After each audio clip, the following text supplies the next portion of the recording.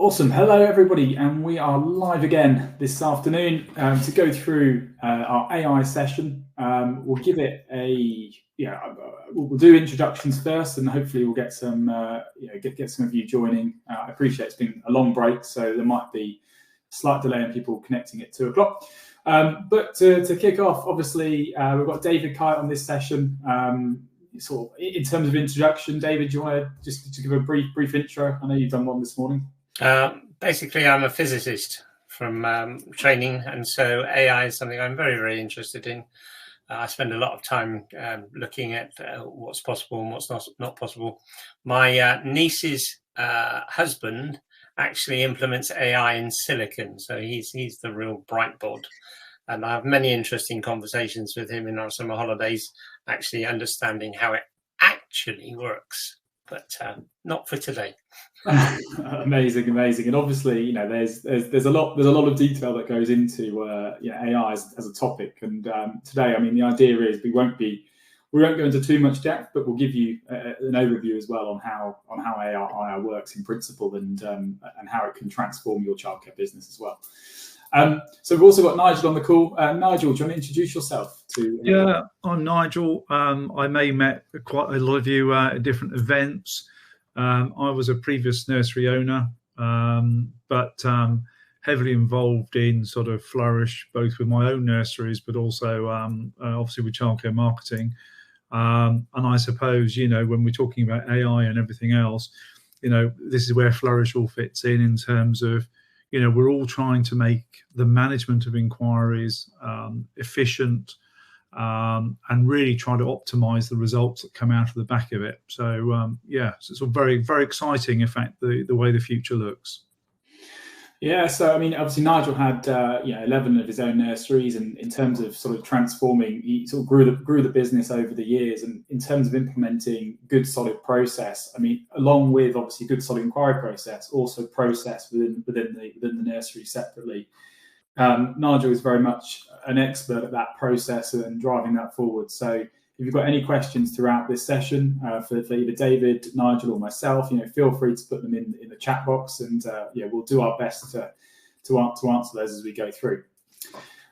So in terms of AI, effectively everyone's looking at it now as the future. And is it really the future? It's questionable. There's elements which certainly do look that way, and there's elements that certainly don't.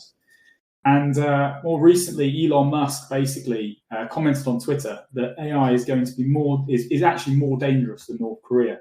Whether that's true or not, I don't know. But in terms of in reality, I think when we look at AI, there's so many components to it. And David is going to hop straight on and talk about. So let's just clarify this. Let's justify this AI as a threat. I actually do think it is a threat. Not because it replaces jobs or anything like that. Where it really is a threat is with deep fakes and unstabilizing political politics and elections and things like that. I think it really could be dangerous because I've seen Tom Cruise say things he's never said in his life, and so there is a real. It's not a perceived threat, and it's now, but it's good. Because we are spotting cancers at a higher rate than any doctor can ever see. You can now get a cab in Las Vegas, a driverless cab, and it has a crash every 10 million miles, which seems, that's a bit worrying. But actually, a taxi driver will have a crash every 100,000 miles. So it's already doing good stuff. But I do think that comment is a real thing. So that's just what I want to say. I'll leave it there. No, 100%. And obviously, when we talk about what artificial intelligence actually is, we look at it very much in this sense, and the easy way to look at it is, you've got your artificial, your robot, if you like, and then you've got your intelligence, which is the brain behind it. And that then gives you an outcome, which is basically an intelligent source, if you like, an intelligent source of information. Now, David is going to shoot me down straight away on this one. Yeah, sorry about this, but this is not. I will shut up shortly. I don't think that the word artificial intelligence is a really bad name, because there's nothing artificial about it. We've fed it loads of real data, so there's nothing artificial, and it isn't intelligent. ChatGPT is what's called a generative application. So you put in a string of words and it predicts what the next word is. And then it takes the ones before and the next one and it says, what's the next word going to be? And so it just literally pumps out what it's learned. It's clever, really clever. I would call it a clever application, but it's not intelligent. It doesn't know what it's putting out. If you give it bad data, it will robustly defend its position incorrectly. So intelligence, not yet. Maybe in the future, but right now it's not intelligent. So AI, as far as I'm concerned, isn't a or I. So now very true. No, very, very true. And I think that the biggest sort of, I guess, misconception at the moment is very much using it for all these different purposes, and everyone sort of raves about it because it's easy to put it on that in terms of topic, you know. And when we explore different things like ChatGPT, and later on in this session we'll briefly go over components that things that you can do or things that we could do for you that are going to help drive your childcare business forward using AI. But actually the information we're feeding it is actually what it's basing it on. It's not basing it at all on anything it already knows. It's a case of us feeding it that information to teach it first, and it learns how to produce the outcomes that we want to gain as marketers. And in the sense of marketing, you know, it's very different to the sense of other uses. And I'm just going to briefly just show you some other uses that David's already mentioned a few of these, but you know, you've got so many different applications for how AI is currently used, AI is currently how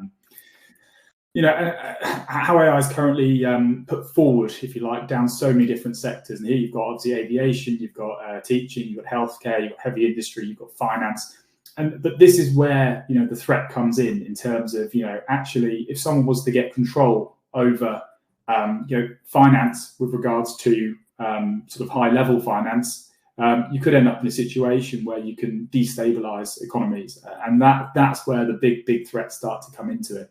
But if you're looking on our scale and looking at what we're trying to achieve with it, it's very much a case of a bit more simplistic than going into too much detail about, you know, big financial, big economies, big data mining, you know, big looking at sort of personal finance, big portfolio management stuff. What we're looking at as marketers is how we can streamline your childcare business to being as successful as possible within the marketing side of things that we're looking at. So inquiry generation, process behind that, and also making sure that everything we're doing on a marketing scale is producing you results. You know, that at the end of the day is what we're looking to achieve. But there's so many different uses, and obviously it may be, you know, in some cases that for some of you, different uses are actually easier for you to understand, you know, actually how AI works, rather than us just trying to explain it from a marketing point of view. Can I just jump in there a sec, Ben? I read an article the other day that they fed AI a whole bunch of images of back eye retinas, and they had like a 90% accuracy of predicting whether it was male or female. Nobody knows how it did it, not even the AI. It just could.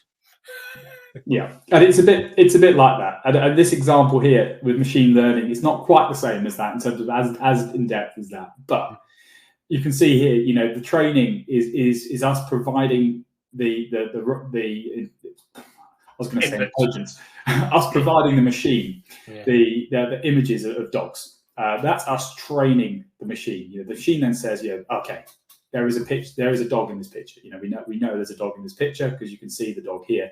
And this is because we have fed it images of dogs prior to that. So you've got the training, and then you've got the input. The outcome is then going to be from well, in this case, it's a robot, but you know, it could be anything. And you know, in the sense of easy to explain, robot's probably the easiest way to explain it. But it's not a robot in the sense of a robot sat here on the chair right now giving you that information. It's more computerized than that. And then you've got the next step, which basically is, you know, you're feeding it the images again, and you've got an image of a family. You know, and the robot says, you know, where is the dog in this picture? You know, they've trained it with these images of dogs, and there's a family with a picture of a dog. And what will happen in terms of, you know, the machine learning point of view is exactly this. You know, where is the dog in this picture? Can't identify it. But from a deep learning perspective, it will identify exactly, you know, where that dog is within the photo of that family.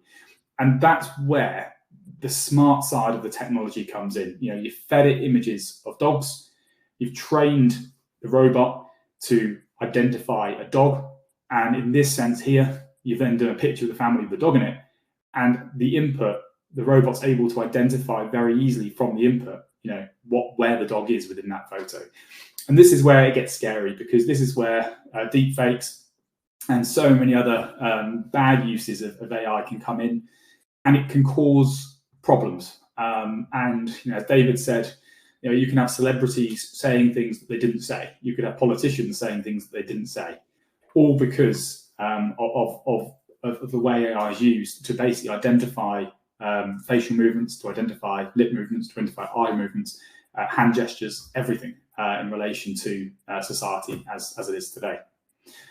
So before we move on, Nigel, David, do you have anything to input further in terms of, you know, AI as a whole, in terms of the topic of AI, before we start to look into how we can implement it from a marketing point of view and a process? Just basically to say that AI won't affect your as a business. Nurseries are really well protected, because I don't think we'll have robots looking after kids in my lifetime. I just don't think we'll get there. Maybe we will, maybe we won't. Maybe I'll live for another 50 years, in which case it will happen. It's unlikely. But so this is peripheral. This is how you compete with the nursery down the road, you know. And if the nursery down the road is not using AI, but you're using AI in your marketing, and as a consequence you can be much more productive than them, then that will give you an advantage, because you will be in you will just be more prevalent in the environment or online. And so this is an opportunity. Do you have to do it? No. Should you be looking at it? Yes. Is it fairly easy? Yes. Will we make it easier by incorporating these tools in our tools? Absolutely. So today is all about actually how you can utilize it, and how we will be making it easier for you to take advantage. I'm done.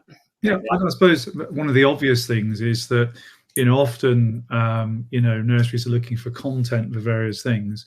And I suppose if you look at your tools like ChatGPT as an example, you know, instantly there's so much information out there in the ether. You know, all ChatGPT is doing is going and searching it and pulling it together. But there is a need for you then to actually interpret what is there, and not just accept it as being absolute. Because as Ben quite rightly said, there's a lot of information in the ether. I don't know if any of you saw a presentation at the DNO conference, you know, where actually the chap stood up and actually generated a whole load of policies for nurseries, and literally did it in a flash. Now, it doesn't mean they're any good, but this is obviously putting in content. But it does mean that the opportunity is there to be much more efficient at what we do. And I think that's what's key. Yeah. 100%. And 6 minutes ago, Stuart Harding actually put forward a question, which I'm going to just share now. So basically, Stuart basically said, you talk about the advantages of AI, of which I'm sure there will be many, but personal communication is paramount in my mind when talking to prospective customers. How do you marry one versus the other? Now, David, I don't know if you want to answer this one. And well, my wife has a good saying, is that before you do anything, you should know what the answer is before you ask a question. So you put something into ChatGPT and it generates the answer, and you have to, as Nigel highlighted, determine whether it is relevant or not. The interesting thing, Stuart, is that you can in my marketplace, you know, in marketing, I can say, in the voice of Frank Kern, create a piece of marketing, or using the voice of Gary Halbert, create this piece of marketing material.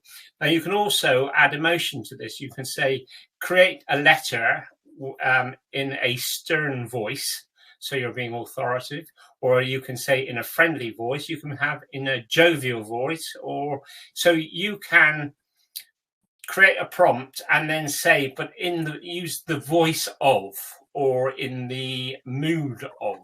So hopefully that explains your question. So in actual fact, you can take a couple of things that you've written, Stuart. So you might take 3 or 4 emails and paste them in and say, I'm going to give you a copy of a few emails that I've used before.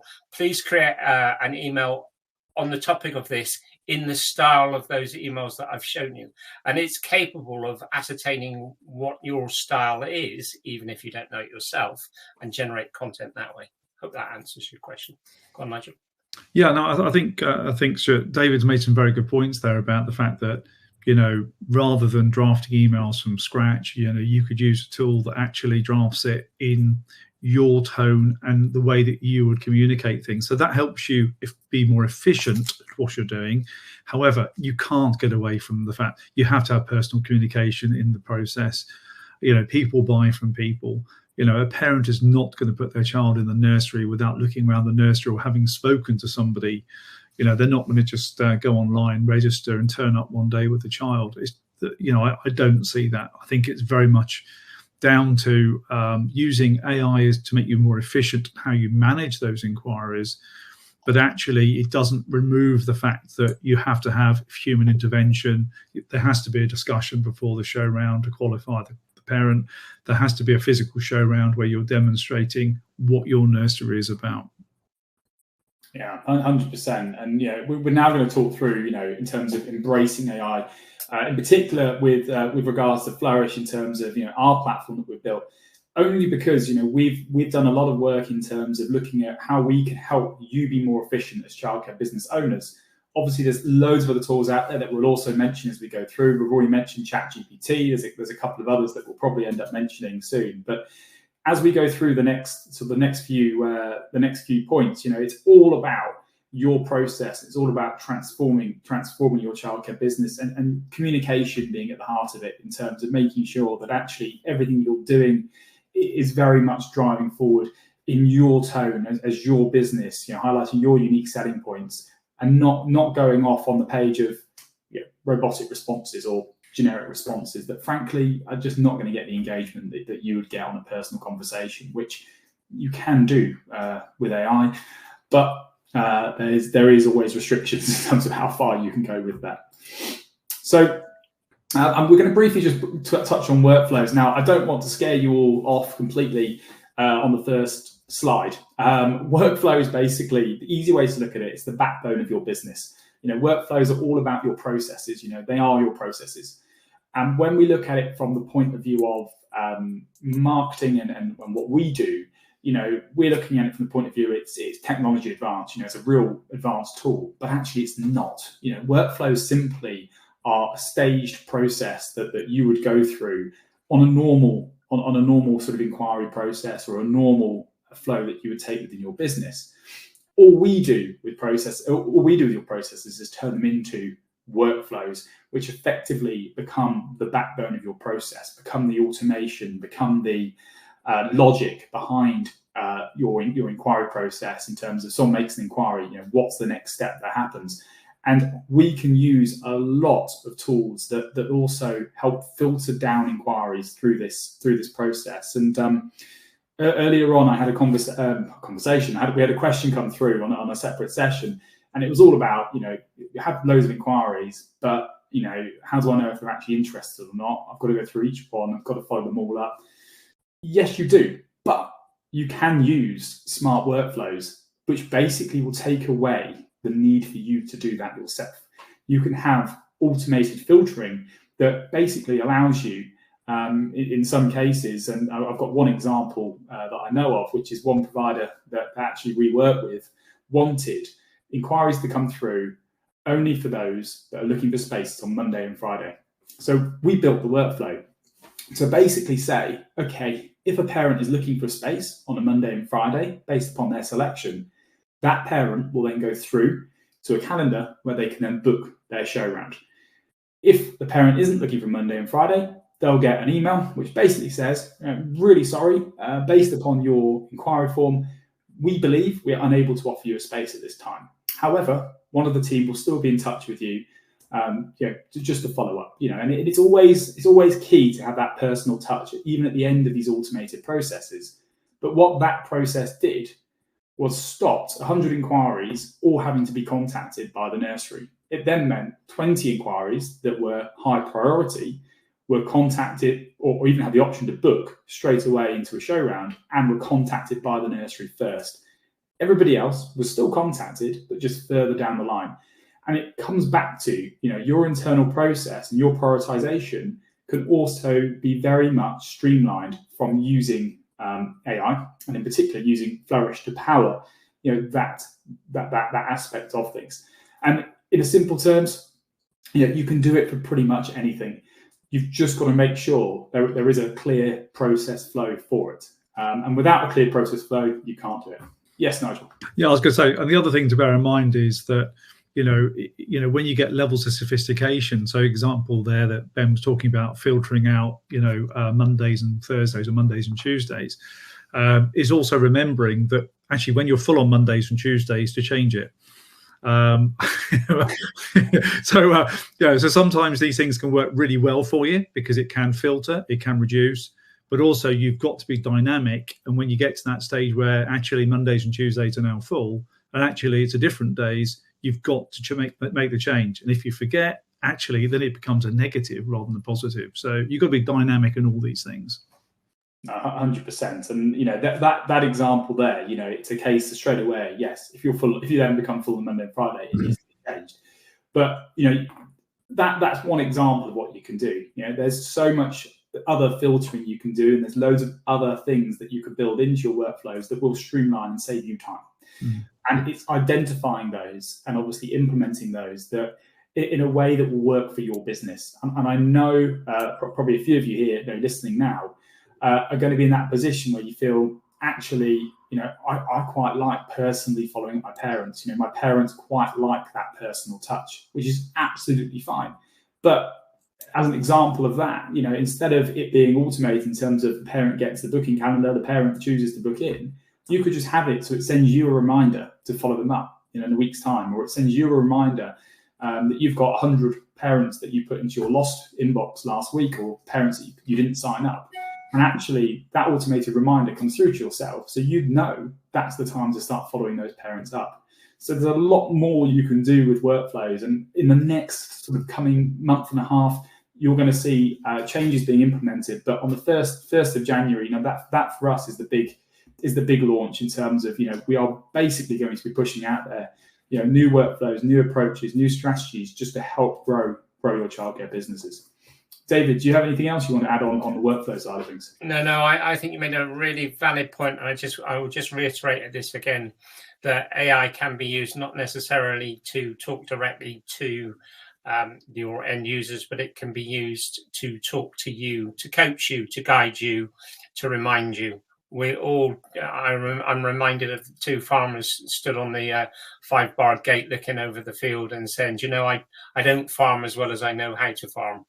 And I think this can help you overcome this farming deficiencies. 100%. And you can go as far into it as you need, and in some cases, and I'm just going to just quickly finish off on this topic, but in some cases, if you can see your conversion rate's not great, and you can see that actually you really need to help, whether it's your manager or whether it's someone else that's doing the show rounds, and you feel we need to really increase this. You can even have automations that go out to the manager prior to the show round, reminding them this is the checklist, these are the things you should be looking at prior to the show round, or preparation steps prior to that show round taking place. And that can come to you automatically. That can go to the manager automatically so they don't forget. And I think little things like that will make a huge difference in going into 2024 and also going into future years. I think there's going to be a lot more focus on having systems that feed you the information in order for you to do your job better, if you like. So we obviously just touched on workflows. Now we're going to touch on AI chat. And this is a topic that has always scared me. mainly because AI is here to stay in some respects. And in terms of looking at major banks, in terms of looking at big corporations, they embrace AI chat today, and then they have done for months and months and months. On a smaller scale, and when we talk about childcare businesses or yourselves, the big thing is it's that process of thought. How on earth are we ever going to be able to embrace AI chat without it losing that personal touch, without it taking away our unique selling points, without it taking away the family feel of our setting? And actually, there's a lot that you can do, and you will be able to do with regards to the full automation of conversations across every single channel that you currently have. So Facebook, Instagram, Google My Business, your website, WhatsApp, SMS, all of these channels, you can, in theory, in the coming months, you will be able to have a complete automated funnel, funneling those parents, and touching on the session earlier on, the metric session, touching on building in as many parents from all these touch points into that funnel, going down the same route, rather than having a conversation on Instagram with a parent and having a completely separate conversation on Facebook with a different parent, then having to pick up a conversation on Google, then picking up a conversation on the website, then pick up a conversation on WhatsApp. Instead, it can all be automated, and AI can power that. But the crucial thing with this is we have to feed it the information first. We have to teach it about your business. We have to tell it exactly what we want it to do, rather than it just doing it. Because if it just does it, I can guarantee you there'll be 100 errors and it would never work. It would never look good. But what we've done, as you can see in this case here, is we asked it a question earlier on from ourselves. We actually built this in. We said, I would like a new website for my childcare business. Do you offer any packages? And it's generated a response, and even encouraging that particular person to book a meeting, to discuss the packages that we offer with regards to our services. And as I say, that can be implemented across all of your channels. So you can have the same process, the same communication that in a way, could be better than a human conversation. And I can guarantee that the conversation I might have on Instagram and Facebook, depending on the time I'm responding and things, may not be consistent, and that may cause me problems for my business as well. Yes, David.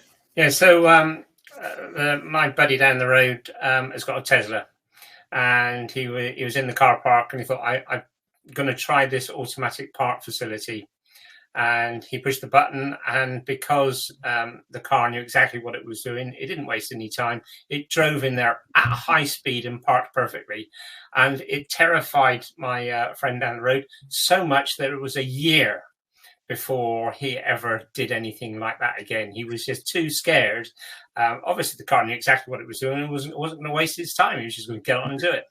And I think this is really relevant to what we're talking about today. So this is a big black box, and you'd be daft tomorrow to throw out an AI chat without actually learning to see how it works, whether it, as Stuart says, talks in your tone, with your nuances, etc. So we're not just going to switch over to AI tomorrow. It's going to be a gradual, slow introduction. We're going to show you how you can use it to generate content, how you can use it to maybe do some of your paperwork. We're going to introduce it bit by bit. So don't worry about being overwhelmed. We are not going to park the car as fast as a Tesla can park a car. And bit by bit, you'll see that things are useful. Do I want to do a Google My Business post? Okay. I'm suffering a bit at the moment from writer's block. Okay. Give me 10 topics I could blog about on sleep, toddler sleep. And it'll give you 3 topics, and then you can pick one that you like, and then you can expand it. So it's going to be a small step-by-step introduction. On the 1st of January, we're all going over to AI. We're all going to sit on the beach. We're all going to drink pina coladas. Our nurseries will be... No, it's not going to happen that way. So just take your time and enjoy the ride, because it's going to be fun. And you will find that you can do things that you could never do before, especially if you're not great at writing, and not all of us are blessed with having written 2,000 emails and what have you. No. So, yeah. No, and in marketing, you know, the one thing we always refer to is consistency. And if you can get a good level of consistency across everything you're doing within your business, even outside marketing, you know it's going to make your business more efficient. And when we look at it from a marketing point of view, communication point of view, you know, if you can get that level of consistency that actually is not going to cost you or take you any more time, you're on for a winner. But implementing that and the process behind the learning of that, obviously, you know, we're launching all of this on the 1st of January, but it's not something that straight away, you know, you want to implement and get going in terms of it's going to work tomorrow. It's a case of us looking at your strategy, looking at your processes, and working with you to implement these things that are going to help your business down the line. Nigel, do you have anything to add in regards to, obviously, you know, the possibility of AI chat? You know, if you were thinking of your nursery group as an example. No, I think that, you know, yeah, a lot of people are talking about having chat facilities on their websites. It's a question of where to start. And I think where AI chat helps is the ability to sort of put in the key parameters around your nursery about, you know, but it's about that programming again. You know, if the programming's done well, and the tone is there as well, actually it could be a really, really useful tool, especially out of hours. I mean, you know, because and actually probably even more so on recruitment. You know, nothing better than having an immediate response to somebody who's interested in applying for a job at your nursery. But even out of hours on an inquiry, you know, that ability for some sort of basic questions to be answered, like, you know, what are your opening hours? It's probably on your website. Just people can't be bothered to look these days, it seems. It's amazing, you know, how sort of the basic information people just can't be bothered to find out. So they always ask the question. So I think there's a lot of scope there, and I think it's probably a very exciting sort of you know, starting point in terms of that initial communication. Yeah, 100%. And you know, this feeds straight in then to calendar bookings as well. I mean, you know, if you're you know, if you're able to teach the system again, you know, if you're able to, for example, to sync your Google Calendar or sync your Outlook calendar, which you know has got your show round availability slots and availability yourself on there, you know, straight away, someone that comes onto your website, you can direct automatically to your show round calendar, allow them to book themselves, allow them to choose the slot, providing, you know, the parameters at the start of the process, you know, have been ticked. And that could be, as we said earlier on, you know, the example I gave, which was the Monday and Friday slots. It could be that you've only got space Monday and Friday. If on the inquiry form they don't put that, or if with the chatbot they don't put looking for Monday and Friday, they're putting other days, you know, it doesn't necessarily have to give that option. But you can use calendar booking in a way that isn't just book a slot and you're booked into your show round. You could do it as a request. It could be a request that goes into the nursery. The nursery then approves or declines the request accordingly. And that in itself, it just speeds up the process for the parent, and it gives the control to the parent as well, rather than the parent feeling, I'm going to have to fill out a web form and I'm going to have to wait to hear back. It gives the parent a bit more control over, actually, you know, I'm quite interested. They've got a slot available for next Thursday. I'll request that, because actually for me as a parent, I'm then more likely to go and visit that setting at that time. Yes, Nigel, do you have something? I was going to say, some people, I've actually seen probably an increase in people using calendar booking on their websites. I think a lot of nurseries see it as being quite impersonal, the fact that they haven't had a dialogue before the calendar booking is made. But conversely, you've also got a lot of parents who, I don't want to talk, I just want to come and have a look around. So and actually the inquiry process is almost a barrier to them, the fact that they have to put an inquiry in, the fact they have to speak to somebody to get a show round. You know, some parents actually see that as a negative rather than a positive. You know, I get the fear around the personal touch, but I think providing you're capturing the right information on the booking, which is really, really key, then actually all you've done is just cut out sort of probably a week of the process in terms of that initial contact. So it's worth thinking about. And I think, you know, but the key thing really is getting the booking right in terms of making sure that you haven't got the availability is well managed.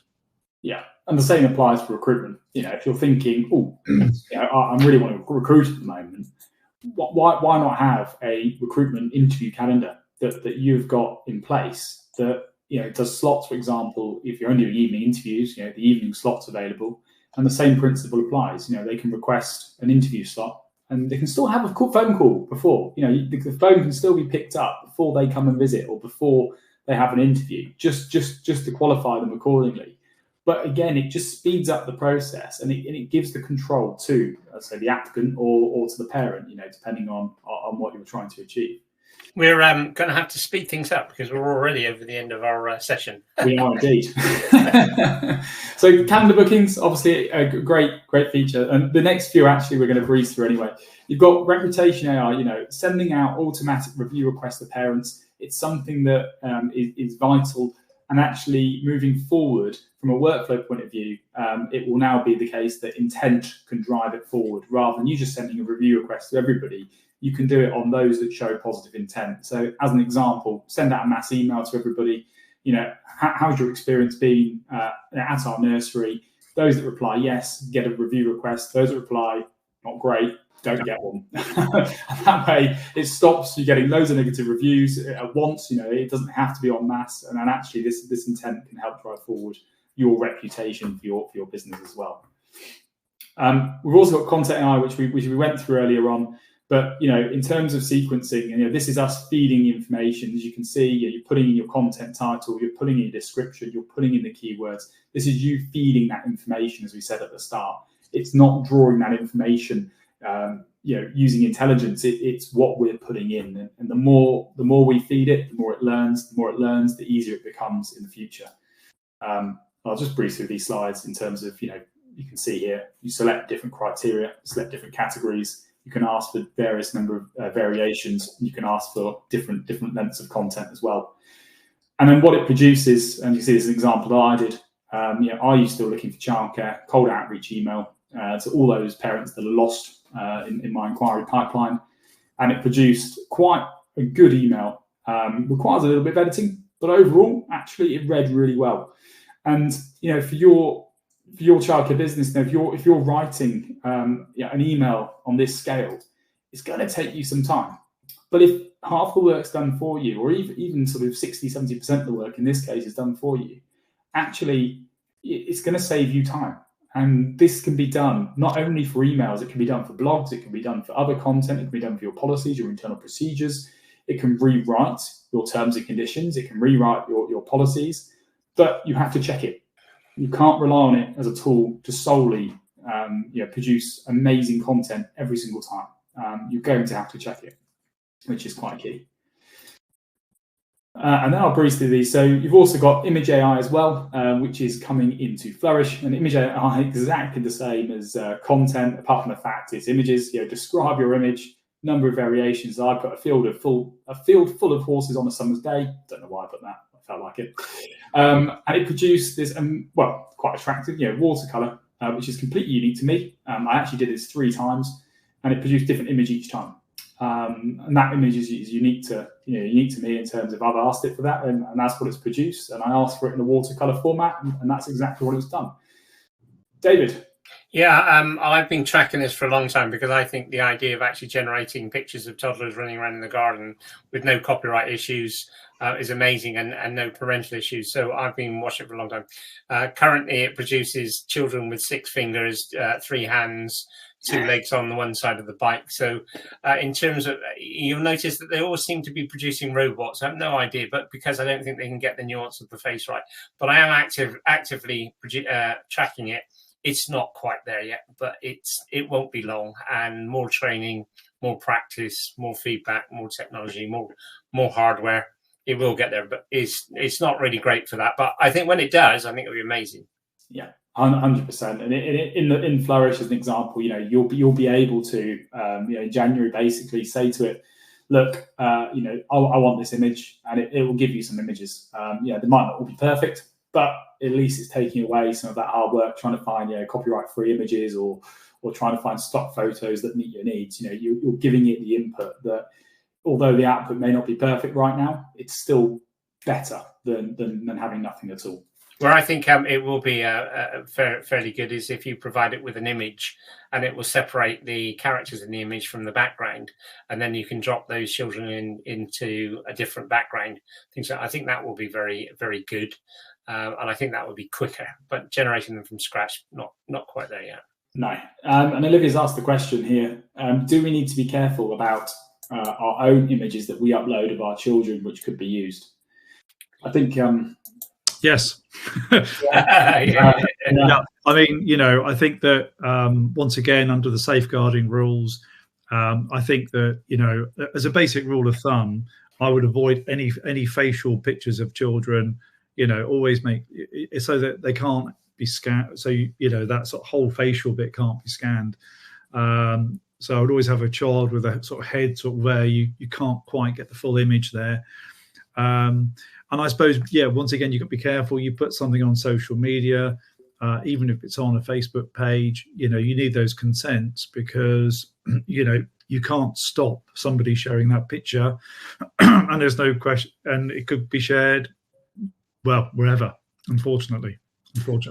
Yeah, and the same applies. I mean, we're obviously going on to the next session now, which is going to be social media, and the same applies for social media, which we'll talk about as well. And it's all about making sure you've got the relevant permissions in place. But the scary thing about AI is actually potentially the risks it poses further down the line in regards to facial recognition and scanning and everything else. That is something that we can't control, but it's something to potentially consider. When you're looking at what you're posting or what you're uploading to various platforms. So obviously the next session, social media. Obviously this was our AI session, and we've overran by about almost about 10 minutes. So the next session will start at 2:50. But before we finish, Nigel, do you have any closing notes at all in relation to this AI topic? No, I mean, from my point of view, it's quite exciting to sort of take what we have at the moment, which is workflows, which work very, very well indeed, and that ability just to get smarter with them. And it's all, for me, looking at it from Flourish from a sort of sales perspective, it's all about trying to make the management of inquiries much more efficient. And I think, as David quite rightly said, is trying to take away the fact that you don't have to think about it. You don't have to think about, what actions you need to take, because you're prompted. And it's fairly obvious what should be happening. And that basically means you haven't got to think about the inquiry. You can focus on the inquiry, which I think is really, really, really key. Yeah, I just finished with the thought that images and videos, text, amazing. But what you should be aware is that writing from scratch and editing are two different things. So use ChatGPT to give you a first draft, and then go and add your own personality to what's there. Change what it's created into your own style, your own ethos, if you like.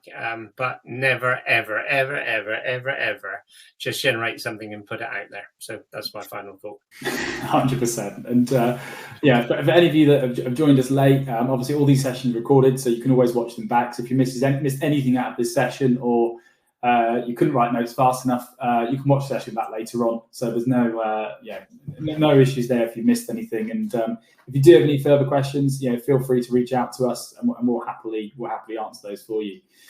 So this session is going to finish now. If you all want to watch the next session, which is social media, feel free to stay on. That will start in about 6 minutes' time. So you've got time for a short break there as well.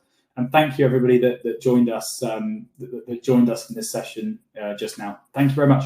Bye.